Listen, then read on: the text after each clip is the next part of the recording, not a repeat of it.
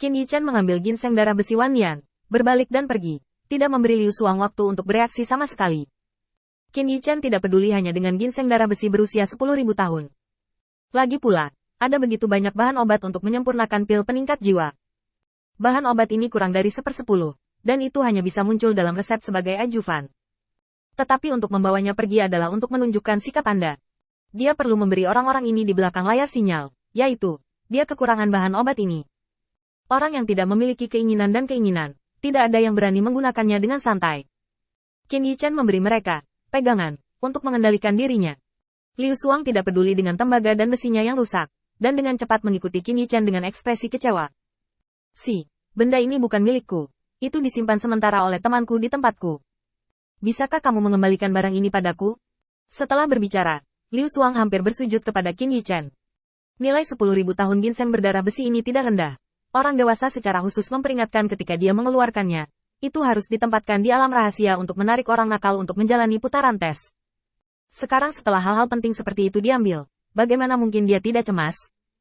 Qin Yichen diam-diam menutup tangannya, menyembunyikan barang-barang di bawah kabut hitam jubah lengan bajunya. Kenapa? Apakah kamu akan menyesalinya? Liu Suang tertegun sejenak, lalu dibujuk lagi.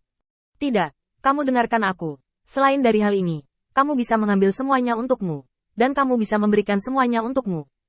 Hanya benda ini, dia bukan milikku. Qin Yichen sengaja menyebarkan kabut hitam di wajahnya sedikit, memperlihatkan alis yang mengernyit. Tapi aku tidak suka hal-hal itu. Atau apakah kamu mendiskusikannya dengan temanmu? Liu Suang hanya ingin berbicara, tetapi begitu dia melihat ke atas, dia melihat alis Qin Yichen yang berkerut. Sudah berakhir, sulit untuk ditangani. Liu Suang sangat enggan untuk membiarkan Qin Yichen mengambil benda ini. Tetapi pada saat yang sama, tanpa benda ini, bagaimana dia bisa menyelesaikan tugas lelaki tua berambut abu-abu itu? Ketika Anda ragu-ragu dalam hati, sulit untuk membuat pilihan. Qin Yichen tiba-tiba melepaskan tangannya dan melemparkan Wan Nian Jak ginseng kembali ke Liu Suang, dan pada saat yang sama mundur selangkah. Kamu tidak punya apa-apa untuk dipercaya. Aku tidak bisa pergi dengan orang sepertimu yang memfitnah. Menggali rahasia bukanlah jalan-jalan. Aku tidak bisa memilih seseorang yang tidak bisa kupercaya untuk menjadi temanku. Kamu mengambil barang sendiri. Jangan datang kepadaku lagi di masa depan. Setelah berbicara, Qin Yichen pergi dalam sekejap. Dengan desakan penuh, Qin Yichen kembali ke halaman dalam hampir 3 napas. Pelayan kecil itu duduk di meja, menguji suhu di luar cangkir teh dengan tangannya, dan melihat ke halaman yang kosong lagi, merasa sedikit kecewa di hatinya.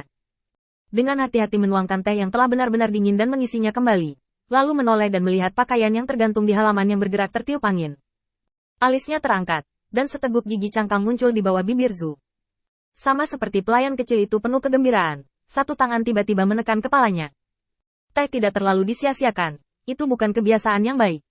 Qin Yichen mengambil tangannya, mengambil cangkir teh dengan lancar, dan duduk di kursi, tampak anggun dengan santai. Anak laki-laki. Pelayan kecil itu buru-buru bangkit dan berdiri di depan Qin Yichen, dengan punggung tangan di belakangnya. Bibirnya sedikit terbuka, tetapi ada ribuan kata di bibirnya, tanpa sepatah kata pun. Hanya angin yang meniup pakaian di halaman dengan gemerisik. Teh yang enak. Qin Yichen menyesap sedikit, lalu meletakkan cangkir teh dan menatap pelayan kecil itu. Aku akan pergi sebentar dalam 2 hari, dan halaman akan diurus olehmu. Pelayan kecil itu mengangguk. Jangan khawatir, nak, selama kamu berbicara, aku pasti akan merapikan halaman dengan benar. Qin Yichen tersenyum dan meletakkan cangkir teh dengan santai. Ada pengunjung di sini. Pelayan kecil itu buru-buru menutup senyumnya, mundur selangkah, dan berdiri di samping Qin Yichen. Memegang teko di kedua tangan, mengisi Qin Yichen dengan teh. Gemuk. Kamu bisa memikirkannya lagi. Sungguh, aku bisa memberimu semua hal lain, tapi aku benar-benar tidak tahu bagaimana berbicara. Yang saya butuhkan untuk eksplorasi rahasia ini adalah teknik.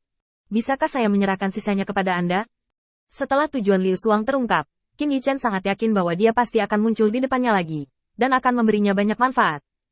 Sudah pasti Liu Suang akan datang, seperti yang diharapkan. Qin Yichen pura-pura tidak melihat, dan menyesap teh sebelum melihat keluar. Pembantu kecil, apakah kamu tahu siapa yang paling aku benci dalam hidupku? Pembantu kecil yang baru saja mengisi cangkir teh tertegun, matanya berkilat, seolah-olah kilatan cahaya melintas. Tawa pelayan kecil itu terdengar seperti lonceng perak.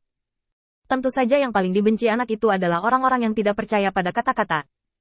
Tidak masuk akal jika pelayan kecil dihargai oleh istrinya dan tinggal di sisinya selamanya. Hanya melirik Liu Suang yang muncul, dan dari kata-katanya, dia secara kasar menebak jalannya masalah. Tidak lebih dari pertobatan dalam transaksi dengan anak. Meletakkan teko dengan lembut, pelayan kecil itu bertanya dengan sadar. Anakku, apakah orang ini tipe orang yang paling kamu benci? Qin Yichan tersenyum tulus pada senyum pelayan kecil yang benar-benar cemerlang hari itu, serta senyum kecil. Tentu. Qin Yichan agak terkejut. Saat ini ketika tidak ada yang pernah merencanakan, jelas tidak banyak orang seperti pelayan kecil yang bisa mengikuti pemikirannya sendiri. Perasaan bernyanyi dalam harmoni benar-benar nyaman. Hanya Liu Xuang yang berdiri dengan canggung dan tampak malu. Beri aku waktu lagi, dan aku akan membicarakannya dengan teman-temanku. Setelah berbicara, Liu Xuang berbalik dan pergi. Tempat ini, dia benar-benar tidak punya wajah. Sudah cukup untuk diejek, lagi pula, dia kasar padanya. Tapi di sini, selain Qin Yichan, dia sebenarnya diejek oleh seorang pelayan kecil, dan tidak ada ruang untuk sanggahan. Lagi pula, saya masih berhasil kalah. Liu Xuang dengan cepat datang ke gunung belakang rumah Zongtian, menemukan lelaki tua berambut putih itu, dan membicarakan hal-hal sebelumnya dengan hati-hati. Tuanku, beginilah yang terjadi. Bukannya aku tidak ingin menyelesaikan tugas itu, tapi itu terlalu licik. Aku baru saja mengeluarkannya, tapi dia yang memimpin. Liu Xuang juga tidak bodoh. Dia tidak langsung menceritakan kesalahannya, dan hanya membuat alasan untuk membodohinya. Pria tua berambut putih itu juga tidak mendengarkan penjelasannya. Segala sesuatu yang telah terjadi sebelumnya muncul di depan matanya. Terutama gerakan kecil Qin Yichan yang memasukkan Wan Lianjak ginseng ke dalam kabut hitam jubah lengan bajunya, membuat pria tua berambut putih itu meledak kegirangan. Sepertinya semua ini benar. Dia sangat membutuhkan bahan obat itu. Dengan kata lain, selama aku mengendalikan bahan obat ini dan memberinya beberapa manfaat dari waktu ke waktu, aku bisa membiarkannya menggunakannya untukku.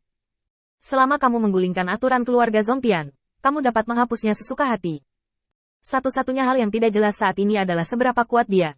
Seperti yang dia katakan, lelaki tua berambut putih itu mengeluarkan obatnya lagi. Ini Azure Snow Lotus. Kamu menggunakan benda ini untuk menariknya ke alam rahasia, dan memberinya ginseng darah besi 10.000 tahun.